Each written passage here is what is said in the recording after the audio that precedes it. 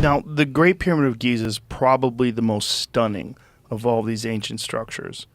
And the stones are immense, and some of them were cut from a quarry that's hundreds of miles away.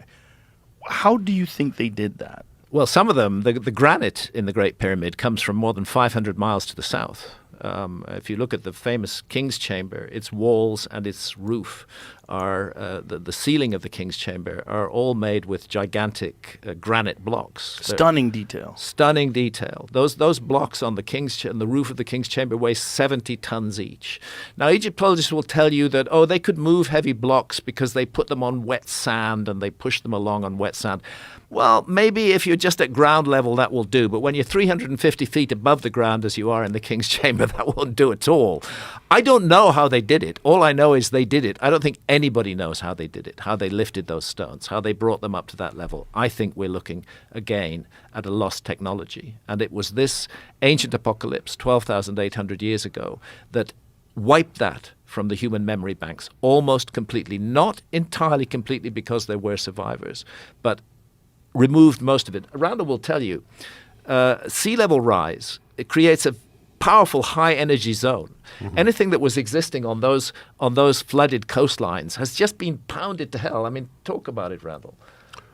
Well, yeah, I mean, it's going to be a lot more energetic than now. I mean, imagine your sea level rising at 3 or 4 times at least faster than we've seen rise in the last century. And within there, juxtaposed are these episodes of very rapid sea level rise. So you're talking about a very energetic intertidal zone. And anything that's there, short of large megalithic blocks, is going to be utterly obliterated by the time the process is through.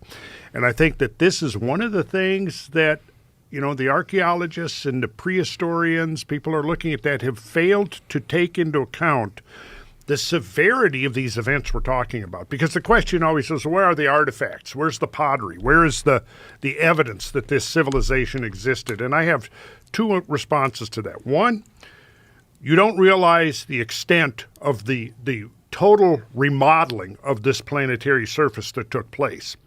Because I mean, we could get into some of the stuff here. I have tons of images where I think maybe we'll get a chance to pull up a couple of really awesome drone footage here before we're done. But once you begin to wrap your head around this, you go, really? It's like, imagine that you drop an atomic bomb on a city and it completely obliterates it. And then a short while later, you drop another one on the same place. What's going to be left? And then 10,000 years, 20,000 years goes by. What are you going to find? What are you going to look for? It's going to be just rubble that gets reincorporated just into the geological stratum, and it's going to be very difficult to differentiate, for example, from what's called a conglomeratic rock, which is basically where you have just a huge jumble of broken rock cemented together.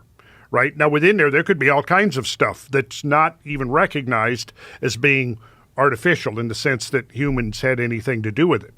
The other thing is when we talk about these ancient technologies, if we're only looking for a mere reflection of ourselves, we could overlook it completely, because I think there's evidence that exists now. I mean, some modern researchers whose work has been buried or suppressed, I think we're getting very close to rediscovering some of the things that our ancient ancestors were up to.